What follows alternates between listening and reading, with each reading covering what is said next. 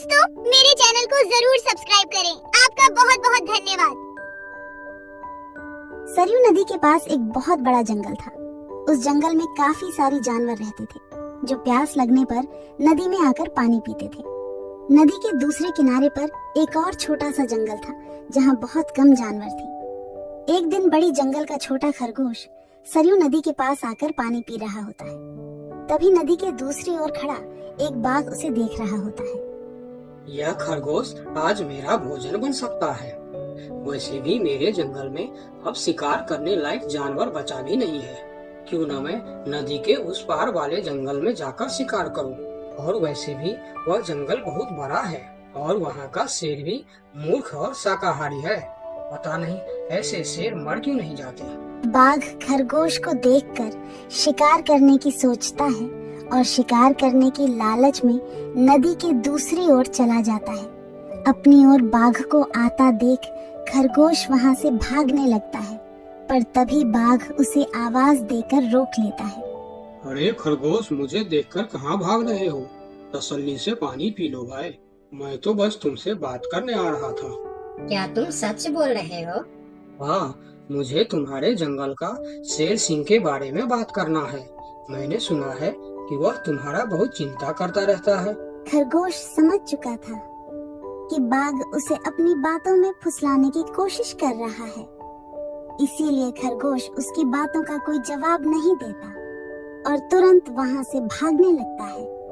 परंतु खरगोश बाघ से तेज नहीं भाग पाता और बाघ उसका शिकार कर लेता है। यहाँ के जानवर बड़ी आसानी से शिकार हो जाते हैं, तो क्यों न मैं इसी जंगल में रहकर आसानी से शिकार किया करूं। बाघ अभी इसी जंगल में रहकर ही शिकार करता रहता है। इस तरह से जंगल में जानवर कम होने लगते हैं।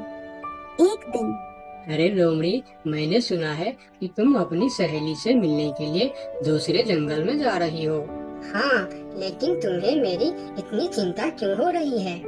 देखो लोमड़ी, तुमने सांप के अंडे के साथ जो हरकत की थी, जिसके लिए तुम्हें शेर सिंह ने सजा दी थी, इसके लिए तुम जंगल से भाग नहीं सकती। लेकिन मैं भाग नहीं रही हूँ। मैं तो अपनी सहेली से मिलने उस जंगल में जा रही हूँ। पर मुझे शक है कि तुम मौके देखकर भाग भी सकती हो, इसीलिए मैं तुम पर नजर रख रहा हूँ। देखो भैया, मैं शेर सिंह की हुक्म का पालन कर रही हूँ, लेकिन तुम अपना ड्यूटी ढंग से नहीं कर रहे हो। क्यों?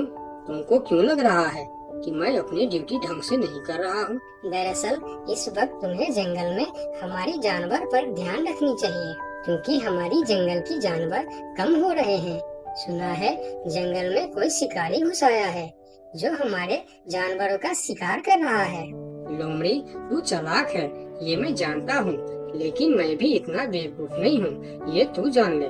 मैं तेरे बातों में नहीं आने वाला। याद रखना, अगर आज तुम मेरे बातों पर यकीन नहीं करोगे तो तुम भी किसी दिन कोई शिकारी जानवर का शिकार बन जाओगे। चाहे जो भी हो जाए, मैं तुम्हें यहाँ से जाने नहीं दूंगा। देखो, मेरा जाना बहुत जरूरी है। मैं 2-3 दिन में वापस आ जाऊंगी, मुझे जाने दो। ठीक है, मैं तुम्हें जाने दूंगा, लेकिन मेरा एक शर्त है। शर्त? कैसी शर्त? यही कि तुम्हें उस जंगल के थाने में जाकर रोज हाजिरी देनी होगी। मुझे मंजूर है।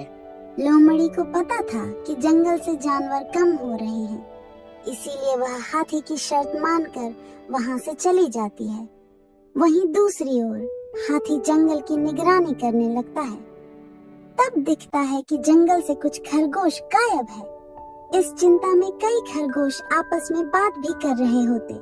देखो भाइयों, हमें सावधान रहना होगा, क्योंकि जंगल से खरगोश गायब हो रहे हैं। हाँ, लेकिन इस बात का फरियाद हमें शेर सिंह को करनी चाहिए। तभी खरगोश की बात सुनकर हाथी उनके पास आता है। क्या हुआ है भाई? तुम सब आपस में क्या मीटिंग कर रहे हो? मुझे भी बताओ। हाथी भैया, तुम शेर सिंह के सेनापति हो, क्या तुम हमारी फरियाद राजा तक पहुंचा सकते हो? अरे भाई, तुम्हारी रक्षा करना ही मेरा ड्यूटी है। बताओ, तुम्हारी क्या शिकायत है? हाथी भैया, कुछ दिन से हमारे कई साथी गायब हो गए हैं। अगर तुम्हें अपनी जंगल की फिक्र है तो हमारी साथी खरगोश को ढूंढ के लेके आइए। क्या तुम्हें किसी पे शक है? हम सिर्फ इतना जानते हैं कि जो खरगोश गायब हुए हैं वह सब पानी पीने के लिए नदी के पास गए थे और तब से वापस नहीं आए हैं। और वो लोग गायब कितने दिन से हो रहे हैं? पिछले कई दिन से एक एक करके खरगोश गायब हो रहे हैं हाथी भैया। खरगोश की बात सुनकर अब हाथी को भी लोमड़ी की बात पर यकीन हो जाता है। लोमड़ी भी यही कह रही थी कि जंगल में कोई शिकारी आया है। हाथी वहाँ सोच ही रहा होता है कि तभी वहाँ 2 बकरी आती है। हे भगवान, अब क्या होगा? कौन बचाएगा हमें? अरे बकरियाँ, क्या हुआ है तुम्हें? क्यों रो रही हो? हाथी भैया, अच्छा ही हुआ जो आप हमें यहीं मिल गए। हम शेर सिंह के पास शिकायत करने जा रही थी। तुम भी शिकायत करना चाहती हो? हाँ, आखिर तुम लोगों का क्या तकलीफ है? हाथी भैया, कुछ दिन पहले कुछ खरगोश जंगल से गायब हुए थे और अब बकरियां भी गायब हो रहे हैं। लगता है कोई शिकारी हमारे जंगल में घुस आया। पूरा जंगल इसी बात से परेशान था कि आखिर उनका शिकार कर कौन रहा है। अब वह सभी मीटिंग के लिए शेर सिंह के पास जाते हैं और सारी बातें शेर सिंह को बताते हैं, जिस पर शेर सिंह अपनी जंगल की जानवरों से कहता है, आप सब फिक्र मत करो, मैं बहुत जल्द पता लगा लूंगा कि यह काम किसका है और कौन हमारे जंगल का जानवरों का शिकार कर रहा है। तो अब हम क्या करेंगे शेर सिंह?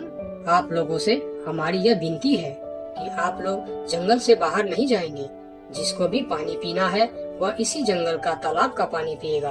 महाराज, आपका ये हुक्म हमें कब तक पालन करना होगा? एक बार बस मैं उस शिकारी को पकड़ लूं, उसके बाद आप लोग जंगल से बाहर जाकर भी पानी पी सकते हो। सभी जानवर शेर सिंह की बात मान जाता है और जंगल से बाहर जाना बंद कर देती है। 2 दिन बीत जाती है और जंगल से कोई भी जानवर गायब नहीं होता। उधर शिकार नहीं मिलने पर अब बाघ परेशान हो जाता है, क्योंकि 2 दिन से उसने कोई शिकार नहीं किया था। इतना बड़ा जंगल है, इतने सारे जानवर हैं, तो फिर यह कमबख्त जानवर पानी पीने के लिए बाहर क्यों नहीं आ रहे हैं? 2 दिन से मैंने कोई शिकार नहीं किया, भूख के मारे मेरी जान निकल रही है। लगता है अब शिकार करने के लिए नदी का किनारा छोड़ जंगल के अंदर जाना पड़ेगा। आखिर मैं भी तो देखूं, इस जंगल में सभी जानवर आखिर गायब कहाँ हो गए हैं। अब देखता हूँ मुझसे कैसे बचते हैं इस जंगल के जानवर। इतना बोलकर बाघ छुपकर जंगल के अंदर घुस जाता, जहाँ वह देखता है एक बकरी घास खा रही होती है। उस बकरी को घास खाता देख बाघ पीछे से उस पर हमला कर देता है और उसे मारकर अपने साथ जंगल से बाहर ले जाता है। ये सब एक दूसरी बकरी देखती रहती है। अच्छा, तो ये बात है। अभी मैं जाकर शेर सिंह को बताती हूँ। फिर बकरी सभी जानवरों को इकट्ठा करके शेर सिंह के पास पहुँचती है। महाराज, हमारे जंगल में दूसरे जंगल का बाघ घुस आया है और वही हमारे जंगल में शिकार कर रहा है। महाराज, वह बहुत तेज और बहुत दुष्ट शिकारी है। उसने हमारे सामने ही हमारे साथी को मार डाला, जो मैंने अपने आंखों से देख के आया हूँ। महाराज, अब आप कुछ कीजिए महाराज, नहीं तो हमारे प्रजाति खत्म हो जाएंगे। महाराज, अब कुछ करना ही पड़ेगा। अब आप कुछ कीजिए महाराज, नहीं तो हमारी प्रजाति खत्म हो जाएंगे। हाँ महाराज, अब कुछ करना ही पड़ेगा। सबकी बात सुनकर शेर थोड़ी देर सोचकर बोला, लोमड़ी कहाँ है? महाराज, वो नदी के उस पार वाले जंगल में गई है। शेर सिंह लोमड़ी की मदद से बाघ को पकड़ने का मन ही मन प्लान करके बोला, देखो, इस जंगल का जानवरों का रक्षा करना हमारा पहला कर्तव्य बनता है और मैं आप लोगों की रक्षा जरूर करूंगा। बस आप सबको मेरा साथ देना होगा। जैसे मैं बोलूँगा वैसे आप सबको करना होगा। हाँ, हम सब तैयार हैं महाराज। तो सुनो, आप लोगों में से कोई भी उस नदी के किनारे नहीं जाएगा और जब वह शिकारी को शिकार नहीं मिलेगा तब वह जंगल के अंदर आने के लिए मजबूर हो जाएगा और वो जब जंगल के अंदर आ जाएगा तब मैं जंगल की किसी एक जानवर को उसके सामने भेजूंगा। फिर जैसे ही वह मेरे भेजे हुए जानवर का शिकार करने जाएगा, हम सब उस पर हमला बोलेंगे। मतलब हम में से किसी एक को अपनी जान खतरे में डालनी होगी महाराज। हाँ, मगर मौत के मुंह में जाने के लिए कौन तैयार होगा महाराज, वह तुम्हें कल पता चल जाएगा। शेर सिंह अपने गुप्तचरों द्वारा लोमड़ी को संदेश भिजवाकर उसे वापस बुलाता है। आपने मुझे इतनी रात में यहाँ क्यों बुलाया महाराज? लोमड़ी, मैं तुम्हारी सजा माफ करना चाहता हूँ, मगर तुम्हें मेरा एक काम करना होगा। सजा से छुटकारा पाने के लिए मैं कुछ भी करने के लिए तैयार हूँ महाराज। ठीक है, तो सुनो। लोमड़ी की हाँ करती ही शेर सिंह ने बाघ को पकड़ने का प्लान उसे बता दिया। महाराज, जब बाघ मेरा शिकार करने आएगा तब आप मुझे टाइम पर आकर बचा तो लेंगे ना?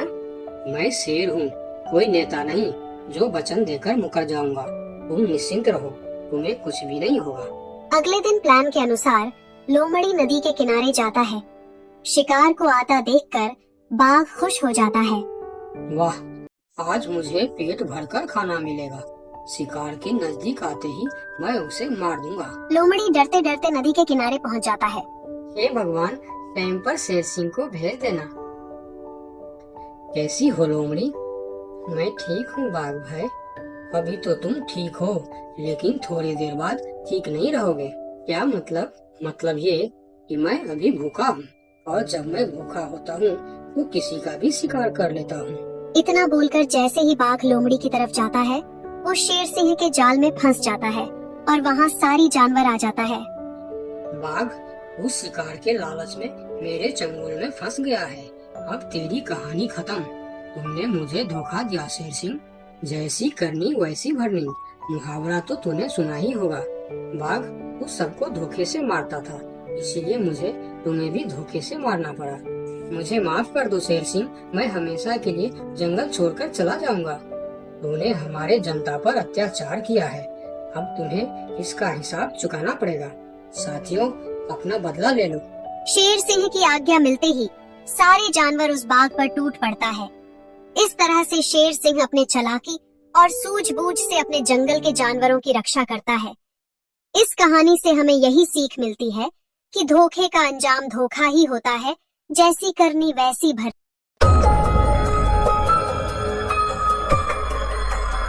बहुत साल पहले की बात है। लक्ष्मीपुर के जंगल में एक पुरानी झील थी।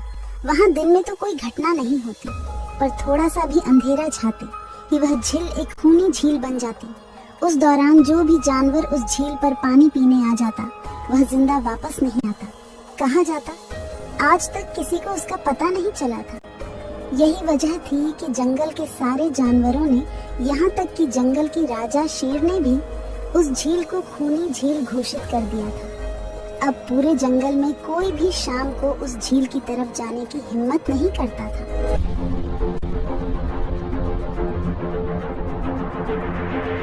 एक दिन उस जंगल में एक बंदर आ जाता है। उसकी और खरगोश की मुलाकात होती है। अरे बंदर भाई, कौन हो तुम? पहले तो तुम्हें इस जंगल में कभी नहीं देखा। खरगोश भाई, आज तक मैं शहर में इंसानों के बीच चिड़ियाघर में था, किसी तरह आजाद होकर आया हूँ। क्या इस जंगल में मेरे रहने के लिए कोई जगह है? हाँ बंदर भाई, ये हम जैसे जानवरों का घर है, इंसानों का चिड़ियाघर नहीं। आओ, मैं तुम्हें पूरी जंगल की सैर करवाता हूँ, सारी जगह के बारे में बताता हूँ। जो जगह पसंद आए वहीं टिक जाना। और खरगोश बंदर को पूरा जंगल घुमाता है। हाथी, जिराफ जैसे कई जानवरों के रहने की जगह ही नहीं, वहाँ के राजा शेर की भी गुफा दिखाता है, पर उस खूनी झील के बारे में ना बताता है और ना उसे वह दिखाने ले जाता है। बंदर वहीं बरगद के एक बड़े से पेड़ को अपने रहने के लिए पसंद कर लेता है। वहाँ रहते हुए अभी उसे 2 दिन ही गुजरते हैं कि तीसरे दिन शाम को घूमता हुआ वह उसी खूनी झील के पास पहुँच जाता है। अरे वाह, इतने सुंदर झील है। जी तो करता है ठंडे ठंडे पानी में कूद कर नहा लूं, लेकिन सर्दी होने का डर है। चलो आज सिर्फ ठंडा ठंडा पानी से अपना प्यास ही बुझा लेते हैं।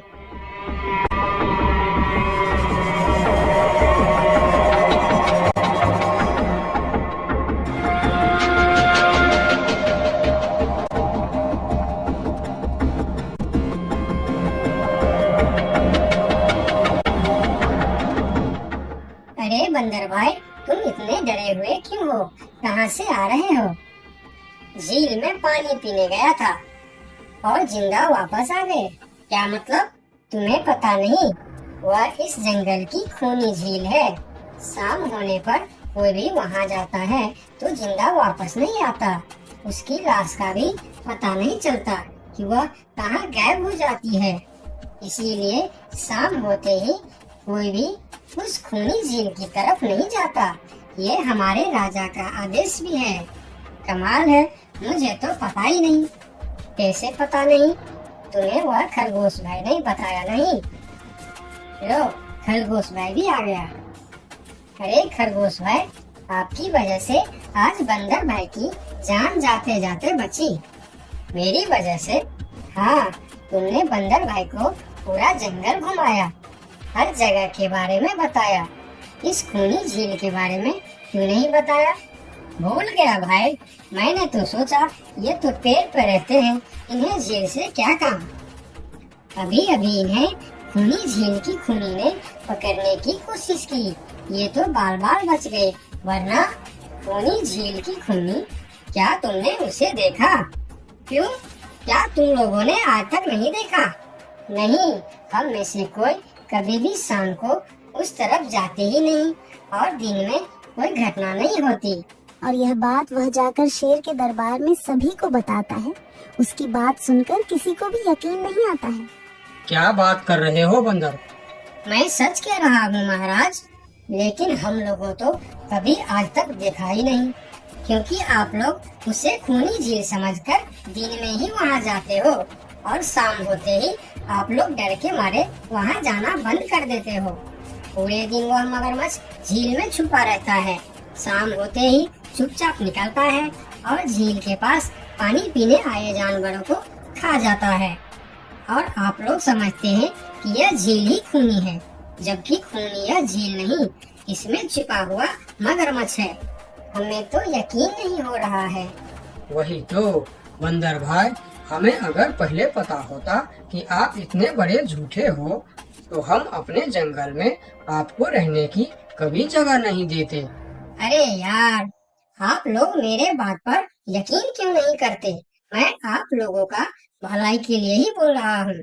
अगर तुम्हारी बात सच्ची है तो क्या तुम उस मगरमच्छ को हमें दिखा सकते हो? क्यों नहीं महाराज, आज शाम होते ही आप लोग वहाँ जाकर पेड़ और पत्थरों के बीच छुप जाना। और फिर शाम को वह सभी उस खूनी झील के पास जाकर छिप जाते हैं। झील के किनारे जाकर बंदर 2-3 बड़े बड़े पत्थर उस झील के पानी में फेंकता है। पत्थर के गिरने की छपाक छपाक की आवाज सुनकर मगरमच्छ पानी के अंदर चलता हुआ शिकार करने वहां आता है। मगर वहां पेड़ के पीछे छिपे दिखाई देते हाथी को देखकर वह सावधान हो जाता है और सोचता है, अच्छा, तो यह लोग मुझे छुपकर देखने आए हैं। अब मैं क्या करूं? हाँ, ये लोग तो बेवकूफ है, इन्हें फिर से बेवकूफ बनाते हैं। मैं फिर से पत्थर बन जाता हूँ। देखा, हमने कहा था ना, झील में एक बड़ा सा पत्थर है। हाँ, देखो, यही पत्थर तो हमें हमेशा रात में दिखाई देता है।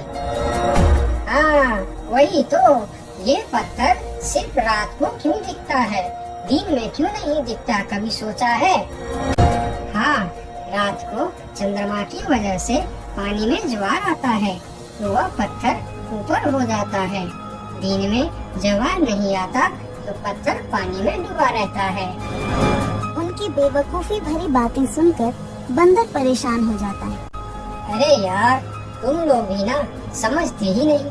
ठीक है, चलो एक काम करते हैं। तुम लोगों को लगता है ना कि वह बड़ा पत्थर, कि वह बड़ा ही मजबूत पत्थर है। अगर यह खुद ही बता दे कि यह एक मजबूत पत्थर है तो मैं भी मान जाऊंगा और अभी गुलाटी मारते हुए झील में छलांग लगा दूंगा और तैरता हुआ इस तरफ से उस तरफ चला जाऊंगा। यह सुनकर मगरमच्छ के मुंह में पानी आ जाता है। लगता है आज बंदर का नरम नरम मांस खाने का मौका मिलेगा। वैसे भी ये सारे जानवर बेवकूफ है, आज तक मुझे पत्थर ही समझते आए हैं।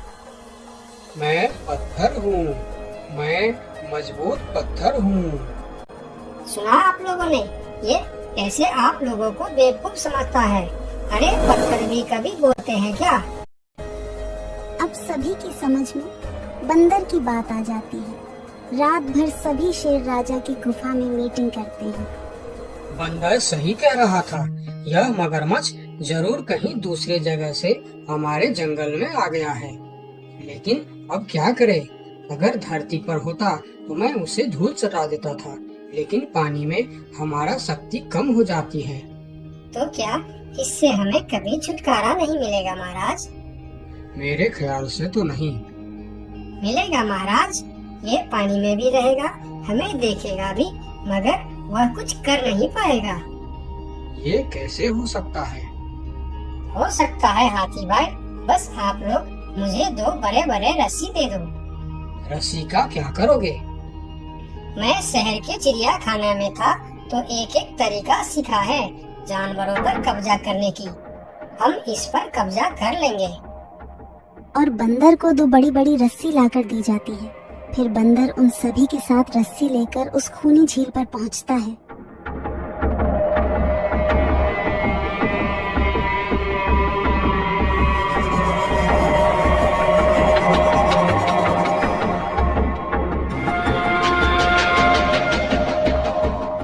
कल तक तो यह बंदर मुझे देखकर भागता था और आज पानी पीने आया है।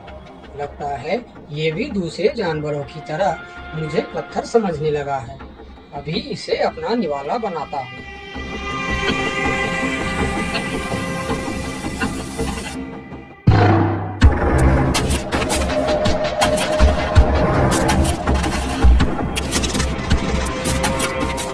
अरे ये तो भाग भी नहीं पा रहा है। अब यह जितना ज्यादा फरफराएगा उतना यह फंदा कसता जाएगा और चुपचाप रहेगा तो फंदा ढीला रहेगा। जैसे यह फिर हिलेगा फिर फंदा कसता जाएगा। अब ना यह इससे छूट सकता है और ना पानी में जा सकता है। अरे वाह, फिर तो यह हमारा कुछ भी नहीं बिगाड़ सकता। अब हम सारे जानवर इस झील में कभी भी पानी पी सकते हैं, कभी भी नहा सकते हैं। अब यह हमारा कुछ भी नहीं बिगाड़ पाएगा। अरे वाह बंदर भाई, मान गए। आपने तो हमारी समस्या ही खत्म कर दी, वरना रात भर हमें प्यास ही रहना पड़ता था कि हमें झील में पानी पीने गया और झील ने हमें खा लिया। तो आज हमें एक बात समझ में आई है कि किसी भी अफवाह के चक्कर में हमें अपनी जगह छोड़कर नहीं जाना चाहिए, बल्कि उस अफवाह का समाधान क्या है वह खोजना चाहिए। क्योंकि कोई भी जगह खूनी नहीं होती, उस जगह पर रहने वाला खूनी होता है।